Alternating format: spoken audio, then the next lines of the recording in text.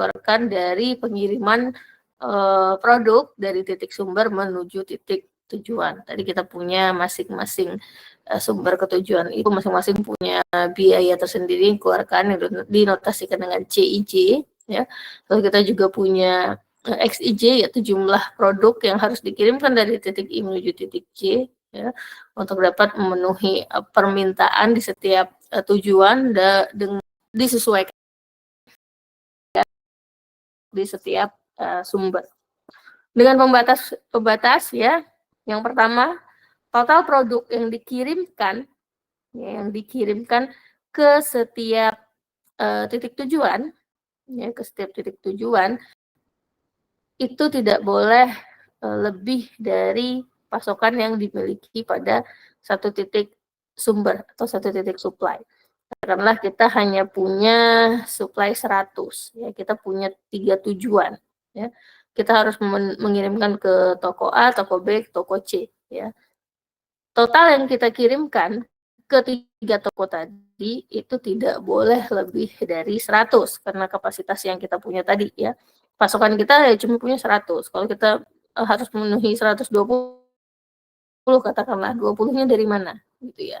Kan kita akan punya kekurangan nanti di sana, ya.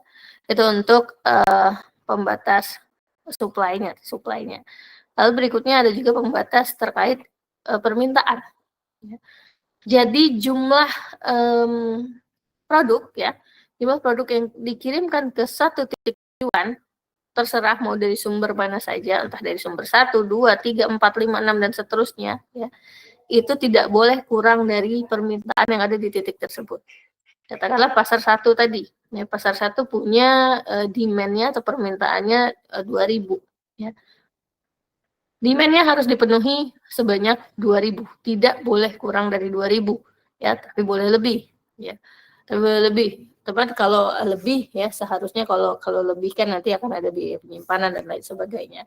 Kan lebih optimalnya kalau jumlahnya itu tepat sama dengan jumlah permintaan dari setiap titik. Nah, di setiap tujuan, ya, itu dapat dipenuhi permintaannya dari berbagai sumber 1, 4, 5 dan seterusnya. Ada berapa banyak sumber yang bisa memenuhi permintaan di titik J tersebut, ya. Dan yang terakhir pembatas tak negatif, ya, di mana jumlah produknya tadi itu lebih dari sama dengan 0 untuk setiap titik I dan J. Ya, kalau diilustrasikan dalam bentuk jaringan kurang lebih seperti ini, ya. Kita punya beberapa sumber, ya. Kita punya beberapa sumber 1, sumber 2 sampai sumber KM, di mana masing-masing sumber punya pasokan, ya. Sumber 1 punya A1, sumber 2 A2 dan seterusnya sampai AM. Lalu kita punya beberapa tujuan, ya. Tujuan 1, 2, 3, 4 sampai N, ya, di mana masing-masing tujuan punya permintaannya masing-masing. Ya. Jadi kita ilustrasikan dulu, ya, kita gambarkan dulu bahwa si sumber 1 dapat mengirimkan ke tujuan 1, 2, 3, 4 sampai N. Ya. Tujuan 2, ya, ke 1, 2, 3, 4 sampai N dan seterusnya, ya. Ini bentuk jaringannya. Tinggal nanti kita lihat, ya, produk tersebut akan dikirimkan dari titik sumber yang mana menuju tujuan yang mana. Nah, dengan diketahui tadi nilai CIJ-nya, ya. CIJ di sini masing-masing biaya yang dikeluarkan dari titik sumber menuju titik tujuan. Nah, itu kalau kita gambarkan dalam bentuk jaringan. Nah, kalau kita gambarkan dalam bentuk tabel, ya, seperti ini. Baris itu merupakan jumlah sumber. Ada berapa sumber kita? Katakanlah sumber kita punya 4, ya. Ini nanti akan ada sumber 1, sumber 2, sumber 3, dan sumber 4. Lalu tujuan kita punya tujuan berapa? Ya, pasar yang akan kita kirimkan, katakanlah barangnya kita punya 4, 1, 2, 3, 4. Akan ada 4 kolom. Di masing-masing akhir, ya, contoh di ujung baris pertama, ini akan kita ketahui A1, yaitu tadi jumlah pasokannya. A2 jumlah pasokan di titik 2 sampai ke AN. Lalu dari setiap kolom, ya, setiap kolom ini ada tujuan, ya, demand di titik 1, katakanlah di sini ada B1 permintaannya sejumlah B1. Lalu di titik 2 B2 sampai ke BM. Nah, jadi di masing-masing tabel ini ya akan kita buat ada berapa banyak sumber, akan berapa banyak juga jumlah tujuannya dengan pasokan dan permintaan yang nanti diketahui. Lalu di dalam kotak lagi ya, di masing-masing kotak, ini yang di dalam kecil, ini C11 adalah biaya yang dikeluarkan dari titik 1 menuju titik 1. Ya. Ini merupakan parameter, nilainya diketahui. Ya. Yang harus kita cari, ya, yang nilainya belum kita ketahui adalah X11. Berapa sih yang harus kita kirim barang dari titik 1, dari sumber 1 menuju tujuan 1 gitu ya. Jadi ini adalah variabelnya, ini adalah parameter. Nilai-nilai yang sudah tersedia, nilai-nilai yang diketahui itu disebut parameter. Nah, yang ingin kita cari adalah ya nanti total minimum dari perkalian seluruh perkalian penjumlahan ya, penjumlahan dari jumlah produk yang dikirimkan dengan biaya yang dikeluarkan dari titik sumber menuju titik tujuan.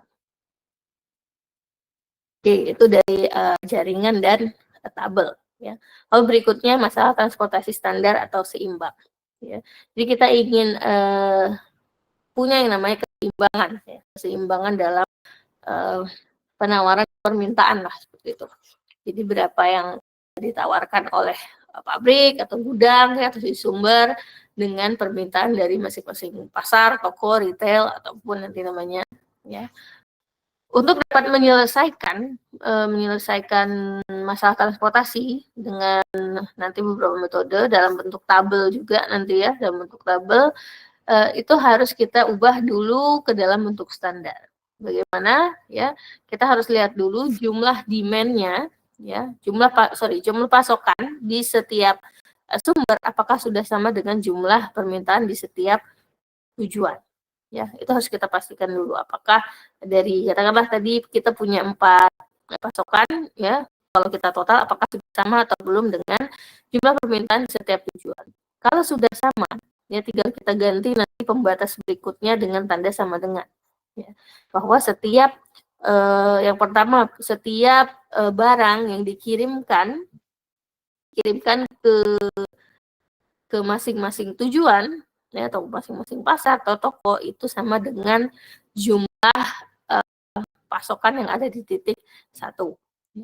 Lalu titik 2, jumlah pasokan yang di titik 2 itu sama dengan jumlah yang dikirimkan ke setiap tujuan dan seterusnya. Lalu pembatas kedua terkait jumlah yang diterima dari setiap tujuan ya. Jadi tujuan tidak setiap titik tujuan ya tidak boleh menerima kurang atau lebih dari yang diminta ya. Tepat sebanyak sejumlah dengan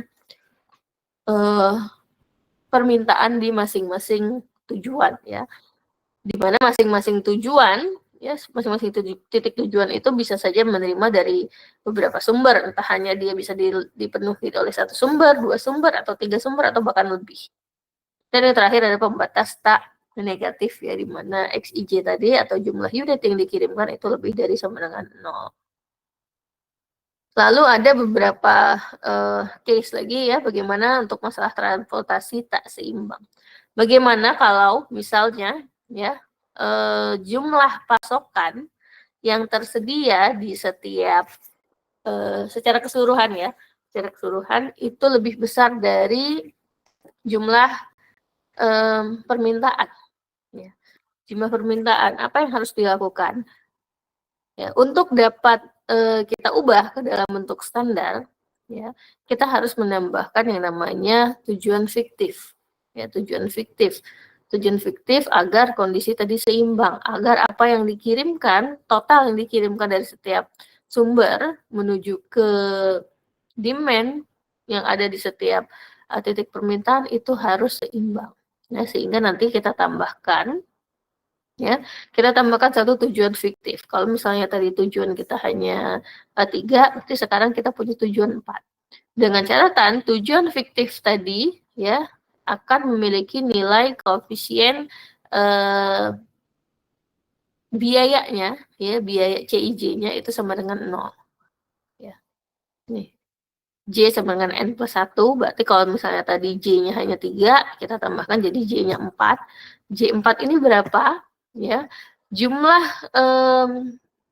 B-nya atau demand-nya di titik keempat tadi itu adalah selisih ya, selisih dari total pasokan dikurang dari total permintaan.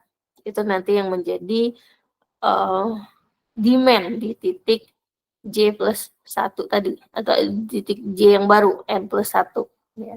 Tapi kita punya nilai C-nya, ya, CIJ-nya, berarti CI 4-nya tadi itu sama dengan 0. Ya. Sisanya sama ya untuk pembatas pembatas supply dan pembatas demand. Yang beda berarti di sini terkait pembatas supply-nya. Ya. Bahwa J-nya nanti akan bertambah 1, titik tujuan kita akan bertambah 1 ya. Yang tadinya katakanlah 3 sekarang menjadi 4. Sebaliknya ya, sebaliknya kalau supply-nya, total supply-nya lebih kecil dari total demand ya, maka sebaliknya yang ditambahkan adalah sumber fiktif dengan jumlah pasokannya tadi itu berjumlah sebanyak selisih dari total demand dikurangi dengan total pasokan. Nilai C-nya atau nilai biayanya ya, atau nilai biaya transportasi yang dikeluarkan dari titik M plus 1 tadi ya, dari titik fiktif tadi menuju titik J itu sama dengan 0 ya. Karena dia hanya sebagai alat bantu untuk membuat membuat kondisi tersebut seimbang.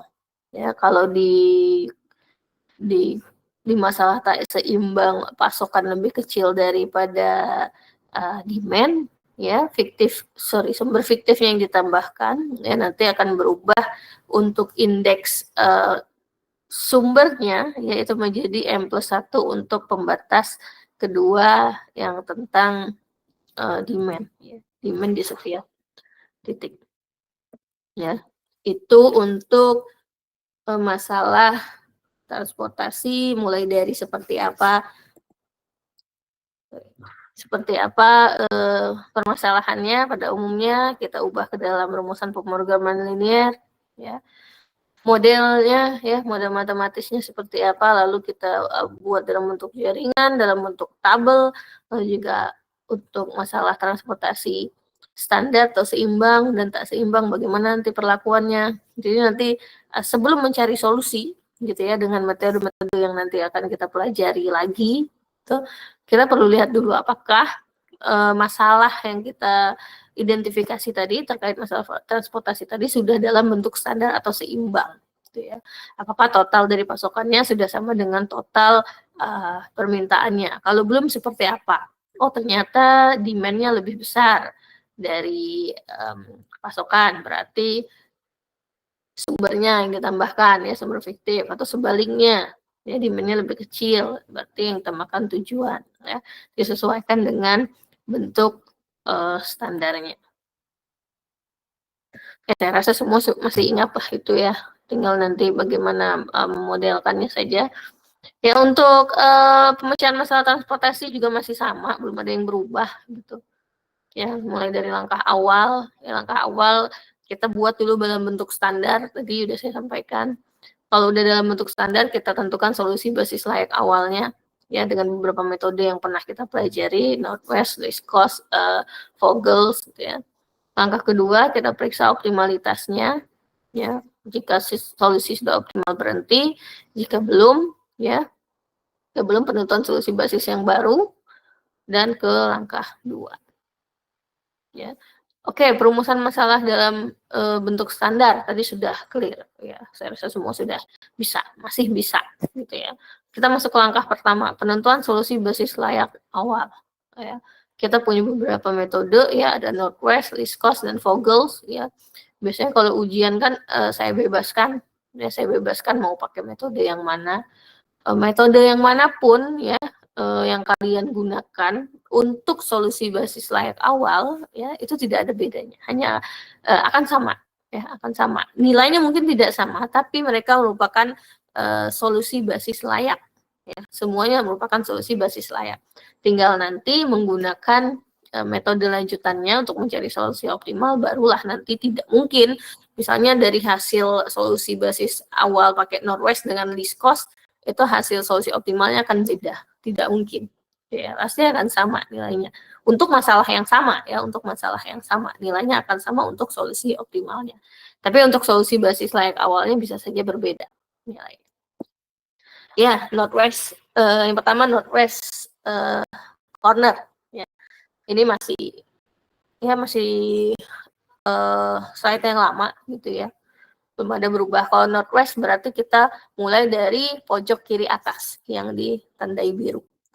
Berarti kalau dari gambar ini ya, dari tabel ya, kita bisa tabel ini, kita punya 3 sumber ya.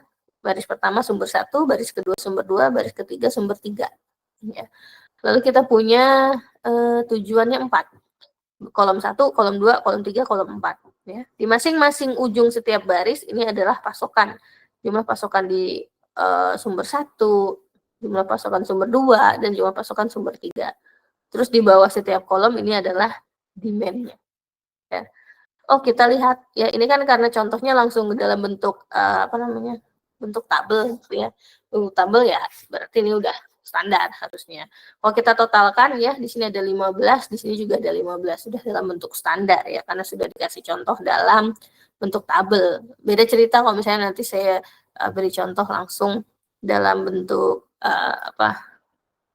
studi kasus gitu ya, studi kasus mulai dulu dari awal, dari identifikasi model, bikin model matematisnya sampai bikin nanti bisa jaringan atau bisa juga nanti dalam bentuk tabelnya seperti apa ya. Ya, kita mulai dari titik pojok kiri atas ya. Yang di dalam kotak kecil-kecil tadi itu adalah cost-nya tadi yang saya sampaikan, cost-nya. Oh, berarti dari titik sumber 1 menuju tujuan 1 itu cost-nya yang dikeluarkan sebesar 2 ya. Sebesar 2. Oke, di sini sebesar 2 ya. Berapa yang harus kita kirimkan? Kan ini yang ingin kita cari tadi yang di luar kotak kecil ya. Berarti yang ingin kita cari adalah X11. Jumlah produk yang harus kita kirimkan dari titik 1 menuju sumber 1. Kita lihat dari siapa namanya ini? Pasokan dan demand ya. Oh, dari sumber 1 ternyata dia cuma punya pasokannya 3 gitu ya. Tapi demand di titik 1 di pasar 1 itu 4 ya. Kan tidak mungkin kita harus mengirimkan 4. Kita aja cuma punya 3 ya. Berarti kita harus nyari dulu, kan enggak seperti itu. Oh, berarti kita hanya bisa mengirimkan 3 ya. Sebanyak 3 di pasar 1 dari sumber 1 ya. Nih, 3. Kalau sini sudah kita kirimkan 3, berarti sumber 1 ya, atau pabrik 1 katakanlah tidak punya lagi nih pasokan untuk dapat dikirimkan. Oke, kita coret yang di sini ya, di semua baris 1. Baris 1 sumber 1 cuma bisa mengirimkan di 1 titik ya, di titik ke 1 atau pasar 1. Nah, untuk northwest tadi ya, kita mulai lagi dari pojok kiri atas ya. Pojok kiri atasnya sekarang di sini ya, karena di sini tadi udah selesai operasi. Oke, di sumber 2. Sumber 2 dia punya pasokan sebanyak 7. Ya, pasokan sebanyak 7, sumbernya demand-nya 1. Oh, ngapain dia harus ngirim banyak-banyak ya, sedangkan kita dalam masalah standar tadi yang dikirimkan harus sama dengan apa yang diminta ya. Maka di titik 1 ya, kita bisa mengirimkan sebanyak 1 menuju pasar 1 dari sumber 2 ya. Oke, berarti di sumber 1 demand-nya sudah terpenuhi semua. Sekarang pasar 2 yang awalnya tadi pasokannya 7 sudah dikirimkan 1, tinggal 6 ya. Tinggal 6. Ini yang warna hijau ini berarti udah semua nih operasinya. Kita lanjut lagi pojok kiri atas ya. Oh, di sini nih. Di sumber 2 tujuan 2 ya. Di sumber 2 kita punya pasokannya 6 ya. Kita lihat di tujuan 2 demand-nya berapa? Demand-nya 3 ya. Demand-nya 3. Bisa nggak kita ngirimin 3? Bisa. Bisa nggak kita ngirimin 6? Nggak boleh. Ya, kita harus mengirimkan sebanyak 3 ke titik 2 ya. Jadi di sini akan masuk 3 nih untuk si pasar 2. Oh, demand-nya sudah terpenuhi sehingga di sini jadi 0 ya. Pasar 2 ya, demand-nya sudah terpenuhi. Sekarang kita lihat sumber 2 tadi yang awalnya 6 sudah dikirim 3, pasokannya tersisa 3 ya. tersisa 3. Kita mulai lagi dari pojok kiri atas, dari sini, dari sumber 2 dengan titik 3, tujuan 3. Oh, tujuan 3 punya dimensi 4, tapi sumber 2 cuma punya pasokan 3, ya. Berarti kita hanya bisa mengirimkan ke sini sebanyak 3. Ya, 3 di sini, ya, berarti masuk di tujuan 3-nya sebanyak 3, sumber 2 udah habis pasokannya, nggak bisa lagi ngirimin kemana-mana. Pasang 3, tersisa 1 demand-nya. Ya. Sekarang kita mulai lagi dari pojok kiri atas, ya, pojok kiri atas di sini, ya, di sumber 3, tujuan 3. Demand-nya tinggal 1, supply-nya masih ada 5 gitu ya. Nah, 5 bisa kirimin 1 ke titik 3 ya, ke tujuan 3. Nah, berarti di sini kita bisa masukin 1, sisanya 4 ya. Sekarang yang terakhir ya, hanya si sumber 3 dengan tujuan 4 gitu. Sesuai demand-nya 4, ini 4, ini harusnya 0 ya. 4 ya. Di sini 4, dan terakhir inilah solusi basis layak awalnya. Kita lihat tadi yang nilai X-nya ya, itu kita peroleh. Ya. Ini adalah hasil solusi basis layak awalnya. Oh, ternyata untuk meminimasi biaya transportasi total dengan metode Northwest Corner Rule, ya, kita bisa mengirimkan dari sumber 1 ke tujuan 1 sebanyak 3. Berarti di sini adalah X11. Dari sumber 2 ke tujuan 1, X21 sebanyak 1. Ya. Lalu X22 sebanyak 3, X23 sebanyak 3, X33 dan X34. Ya. Yang di luar kotak kecilnya itu adalah jumlah produknya, XIJ-nya tadi. Kita kalikan dengan biaya yang ada di dalam setiap kotak. Ya, dikalikan 3 dikali 2 ditambah 1 kali 10 tambah 3 kali 8 dan seterusnya. Sehingga diperoleh biaya transportasi totalnya ya dari berapa sumber tadi? 3 sumber menuju 4 tujuan ya, dengan masing-masing parameter yang tadi diketahui itu sebesar 93 ya. Ini masih solusi basis layak awal. Kalau kita buat ke dalam grafik katakanlah gitu ya, ini masih di dalam daerah himpunan penyelesaian. Ya, kita belum tahu apakah ini sudah optimal atau belum. Ya, supaya kita tahu dia optimal atau tidak, kita cek nanti dengan optimalitasnya. Ya, tapi kita belum berbicara ke situ. Kita masih pakai metode yang berikutnya untuk mencari solusi basis layak awal. Ya. Least cost, ya, least cost rule dengan metode biaya terkecil. Biaya terkecil. Nah, jadi dari setiap tabel ya, ini tabel yang sama tadi ya, kita punya 3 sumber 4 tujuan dengan masing-masing biaya yang ada di dalam kotak-kotak kecil. Kita cari biaya yang paling kecil. Biaya paling kecil yang diberikan oleh titik I menuju titik J. Ya. Oh, kita dapat biaya yang terkecil itu adalah 1. Ya. Bagaimana Bu kalau misalnya ya, katakanlah sekarang yang terkecil itu 2 ya, di sini ada 3 pilihan, bebas mau mulai yang dari mana saja gitu ya, bebas mau mulai dari mana saja tidak masalah. Oke, kita mulai dari titik 1 ya, berarti ini di tujuan 4, di tujuan 4 punya demand-nya 4, tapi sumber 1 hanya punya pasokannya 3. Ini berapa yang bisa dikirimkan? Ya, dikirimkan ya hanya sebanyak 3. Sebanyak 3. Sehingga di pasar 4 tadi demand-nya sudah dikirimkan 3, tinggal 1. Lalu sumber 1 sudah tidak punya pasokan lagi untuk dikirimkan kemana-mana. Ya. Udah habis nih sumber 1, pabrik 1 udah nggak bisa mengirimkan apa-apa lagi. Sekarang kita lanjut lagi cek tadi dengan metode least cost. Kita cari biaya terkecil dari semua biaya yang diketahui. Ternyata yang paling kecil itu dia ada di sumber 2 mengirimkan ke tujuan 4 sebesar 4. Nah, kita lihat pasar 4 itu hanya perlu satu produk lagi supaya demand-nya terpenuhi. Tapi di sumber 2 ternyata dia masih banyak punya pasokan. Boleh nggak dia ngirimin 7?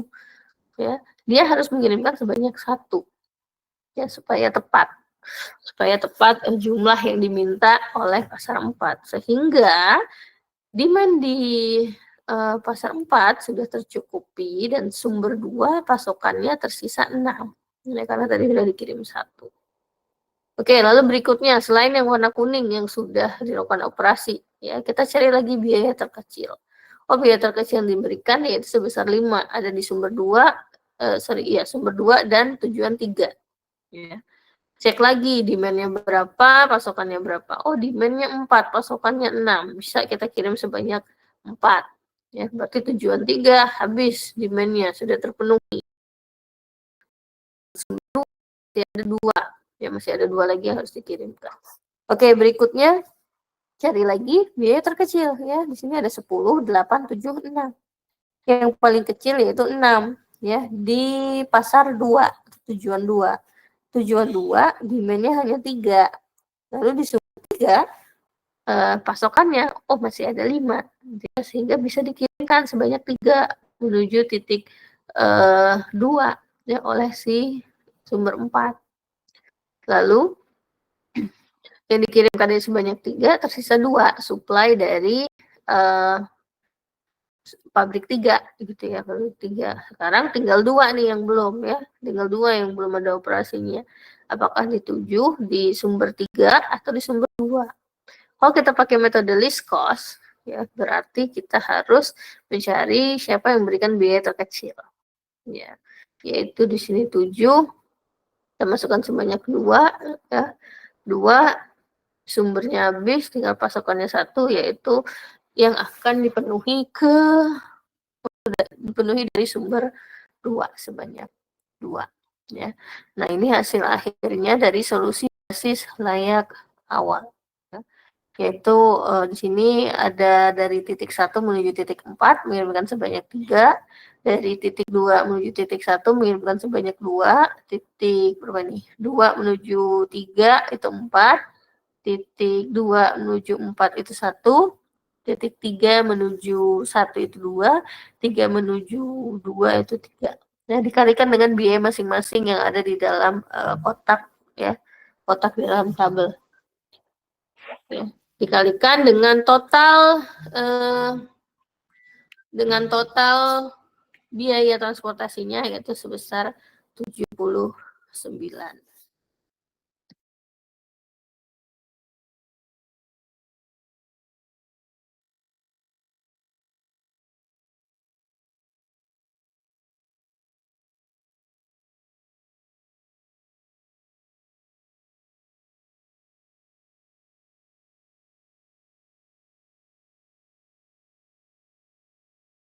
Oke, ya itu least cost ya. Terakhir dengan metode Vogels ya, Vogels approximation method.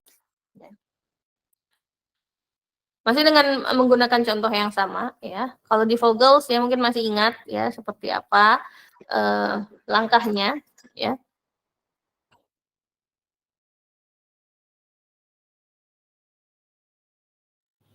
Ya, kalau Vogels kita cari yang namanya penalti. Ya, penaltinya yang ada di kanan kiri ini ya, yang di kanan dan di bawah. Itu kita cari selisih ya, selisih dari 2 biaya terkecil. 2 biaya terkecil yang ada di dalam tabel. Oke, dari setiap baris, kalau ada 3 baris berarti akan ada 3 nilai penalti gitu ya. Dari berapa nih? 4 kolom akan ada 4 penalti ya. Oh, di baris pertama ya, 2 biaya terkecilnya siapa? Ada 2 dan 1 ya, 2 dan 1 sehingga diperoleh hasilnya 1. Di baris 2 ada 5 dan 4 biaya terkecilnya, selisihnya 1. Di baris 3 ada 6 dan 6 ya. Penaltinya 0 ya, dan seterusnya untuk kolom ya 5, 4, 3, 3. Nah, penaltinya udah kita dapatkan dari masing-masing baris dan kolom. Sekarang kita cari penalti yang terbesar. Nah, penalti yang terbesar untuk kita pilih ya. Oh, penalti terbesar itu ada di sini ya, di baris 1. Ya, di baris 1 di kolom 1 ya. Di kolom 1 dengan biaya 2. Oh, kita cek di sini ya, dari sumber 1 punya pasokan 3, punya demand 4. Berarti kan yang bisa masuk 3 ya. Oke, sudah masuk 3 di sumber 1, habis pasokan di sumber 1. ya, demand di tujuan 1 tersisa 1. Kita abaikan dulu penaltinya, ya, abaikan dulu penaltinya. Kita belum akan mencari penalti dulu. Oh, kita baru sampai tadi udah ngirimin ke pasar 1 sebanyak 3, ya, jadi sumber di 1 pasokannya habis, demand di pasar 1 masih punya 1 lagi nih harus dikirimkan. Oke, selesai, ya. Kita cari lagi penaltinya. Baris 1 nggak usah kita cari lagi penaltinya karena dia udah selesai, ya. Baris 2, baris 3, kolom 1, 2, 3, 4. Ya. Oh, udah kita dapat penaltinya dari masing-masing 2 biaya terendah, 2 biaya terkecil. Ya. Dapat 1, 0, dan seterusnya. Ya. Kita cari yang paling besar. Paling besar ada di sini, kolom keempat. Ya. Kolom keempat. Di kolom keempat, sebentar.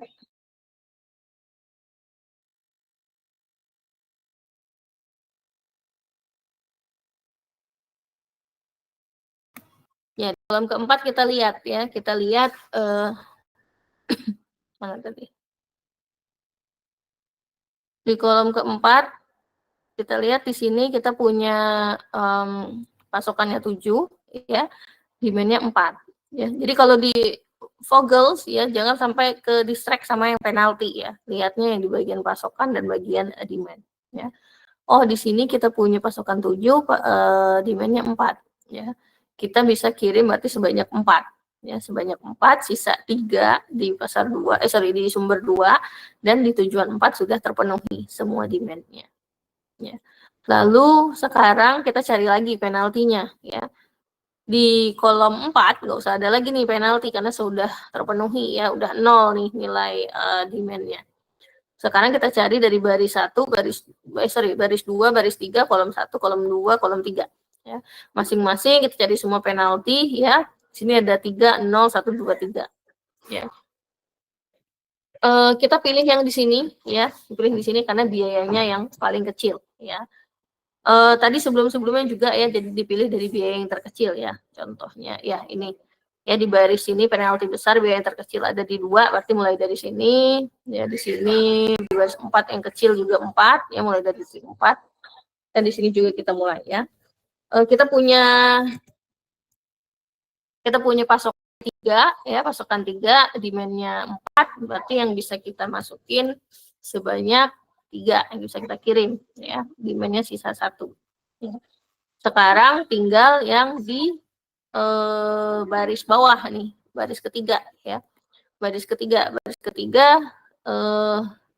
kita punya kolomnya nggak mungkin lagi ya, kolomnya nggak mungkin lagi, di sini pun juga 0 ya. Di setiap kolom tidak mungkin lagi ada 2 biaya terkecil ya, tapi di baris ketiga biaya terkecilnya pun 0. Ya, mau tidak mau kita pilih yang di sini, memang di sini harus kita operasikan ya.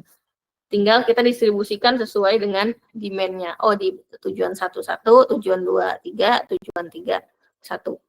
Ya. Sehingga hasil akhirnya untuk solusi basis layak awal dengan Vogels tadi seperti ini. Ya. Berarti dia akan mengirimkan dari titik 1 menuju pasar 1, ya, dari sumber 2 ke tujuan 3, sumber 2 ke tujuan 4, ya, sumber 3 ke tujuan 1, sumber 3 tujuan 2, sumber 3 tujuan 3. Nah, jadi ada X11 nanti nilainya akan ada nilainya yang lebih dari 0, X23, X24, X31, X32, X34 dikalikan dengan masing-masing biayanya dijumlahkan, diperolehlah hasilnya sebesar 68 ya, untuk biaya transportasi totalnya ya. Itu untuk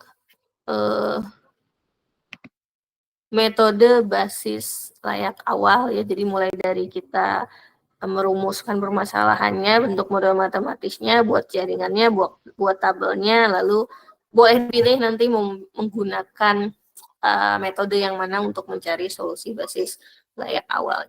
Ya. Untuk solusi optimalnya nanti kita ketemu di kelas saja ya, sambil saya kasih contoh soal, jadi nanti pas kuliah langsung saya kasih contoh soal ya untuk mencari solusi basis layak awal. Oke, ada yang mau ditanyakan? Karena transportasi ini ya cukup gampang lah ya, menurut saya kalian semua kayaknya udah ya mencuci mata bisa lah nih. kalau misalnya udah ada angka-angkanya gitu ya. Tinggal bagaimana memodelkannya saja nanti yang mungkin harus diperdalam lagi. Ya, silakan kalau ada yang mau bertanya.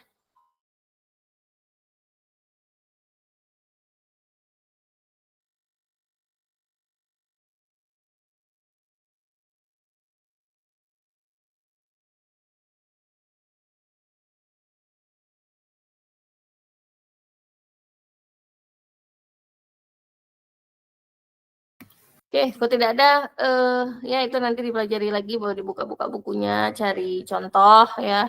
Kalau ada yang mau itu, kalau sebelum nanti saya kasih latihan soal di kelas. Pokoknya nanti kita ketemu di kelas langsung latihan cari solusi basis layak awalnya ya. Jadi untuk sambil kita lanjutkan besok untuk solusi optimalnya dan analisis sensitivitas. Oke, kalau tidak yang tanya lagi, saya tutup ya kuliah hari ini. Untuk absen nanti saya rekap dari yang join di Meet saja, karena saya akan dapat recordnya. Ya. Oke, mungkin itu saja untuk hari ini. Hari Kamis ya, Pak ya. Ya, hari Kamis insya Allah kita kuliah lagi di kelas nanti ya. Ya, itu aja untuk hari ini. Terima kasih semuanya. Selamat sore. Assalamualaikum warahmatullahi wabarakatuh.